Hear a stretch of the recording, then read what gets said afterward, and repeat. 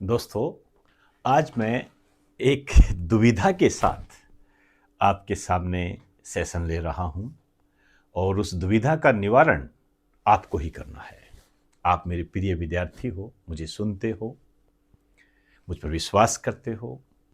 इसी विश्वास के बलबूते पर मैं आपसे एक बात कहना चाहूँगा कि मुझे आप कमेंट बॉक्स में ये बताएं कि जब मैं आपके सामने रूबरू हूँ तो आपका स्वागत किस तरीके से करूं, क्योंकि आप मेरे प्रिय हो, आप हमारा सम्मान करते हो, तो आप भी सम्मान के योग्य हो और हमारे लिए प्यारे हो।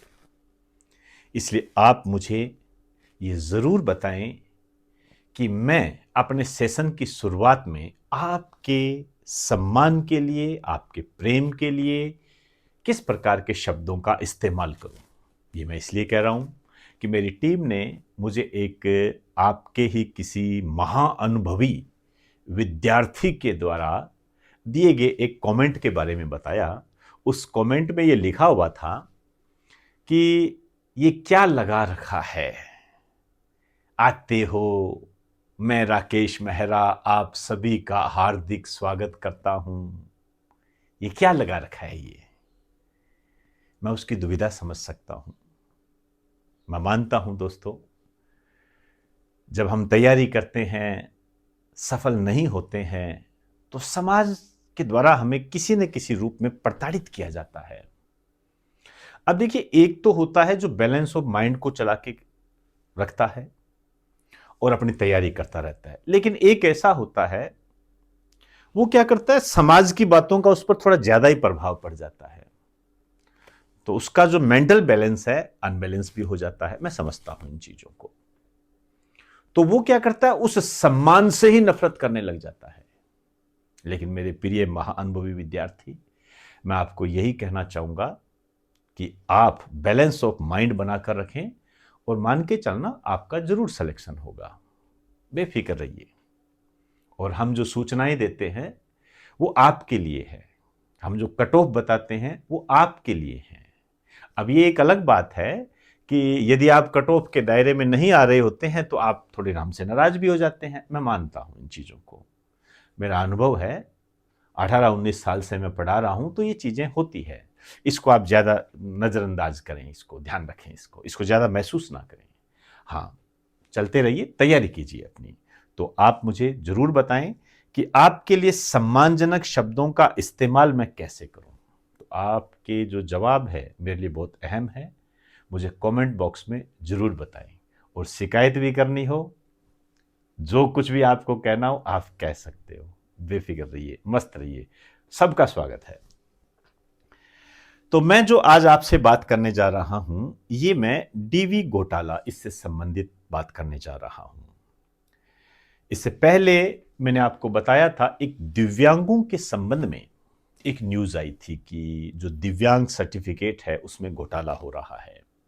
तो सरकार ने कहा था हम जांच करेंगे। आप अभ्यर्थियों ने उसका विरोध भी किया था, क्योंकि पहले क्या है, फिजिकल रूप से जांच होती थी, अब टेक्निकल रूप से होगी, तो ऑब्वियसली बात है परसेंटेज में कुछ वृद्धि या कमी भी हो सकती है। हमें दोनों पक्षों को लेना पड़ेगा, एक पक्ष पे नहीं चल सकते हम। सबसे बड़ी बात थी कि जो नौकरी कर रहे हैं उन पर गाज गिर सकती थी। ये सोचने वाला विषय है कि जो नौकरी कर रहा है, जिस सर्टिफिकेट से वो लगा है, क्या उसे अब उस नौकरी से हटा दिया जाएगा? ये सोचने वाला विषय था। और जो नए अभ्यर्थी थे, इन्होंने जो फिजिकल रूप से बना रखा था, अब उन्हें टेक्निकल रूप से बनाना पड़ेगा।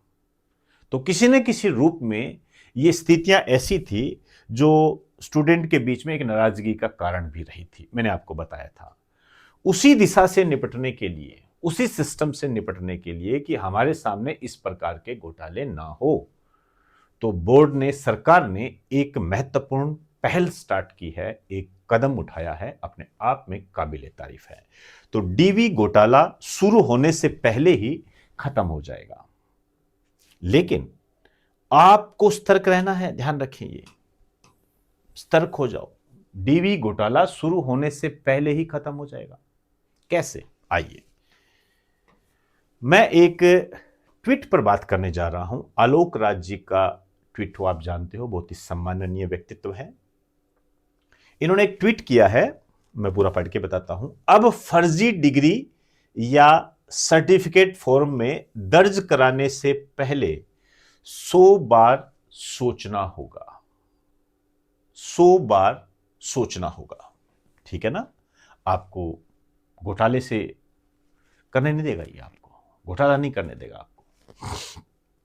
1 जनवरी 2026, ये डेट महत्वपूर्ण है, याद रखें। 1 जनवरी 2026 से हमारे फॉर्म भरने से पहले ही सारे सर्टिफिकेट और डिग्री OTR आप जानते हो, वन टाइम रजिस्ट्रेशन पर अपलोड करने पड़ेंगे और वहीं से डीवी के टाइम स्क्रूटनी फॉर्म में फैच होंगे।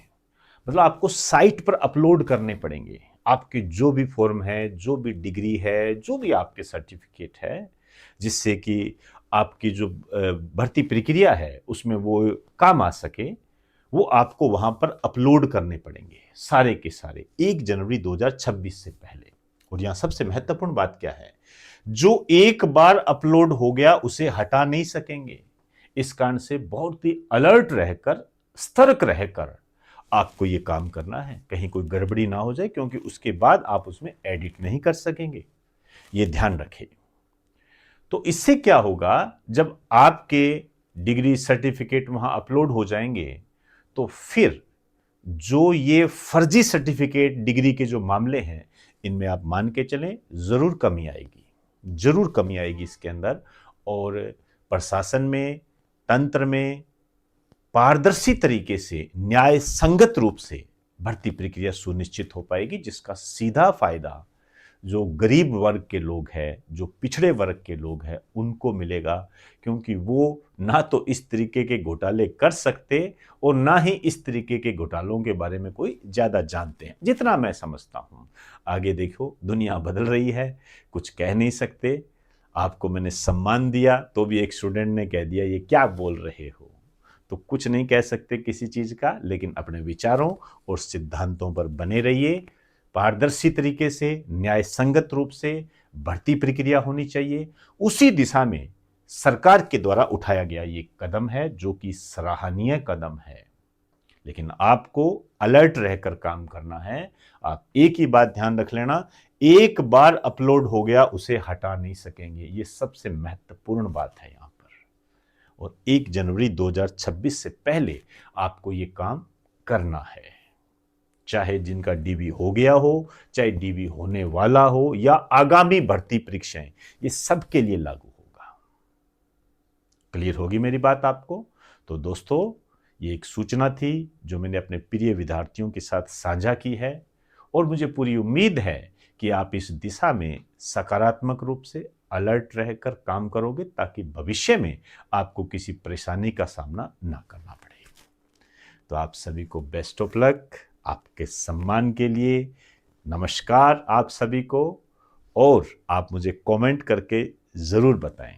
और एक बात और कहना चाहूंगा, ईश्वर आपको इतनी ताकत दे कि आप अपने लक्ष्य को प्राप्त कर सकें, आपका लक्ष्य पूरा हो, ताकि आपका और आपके माता पिता के सपनों को पंख लगे, उनका सपना पूरा हो। आप सभी को नमस्कार।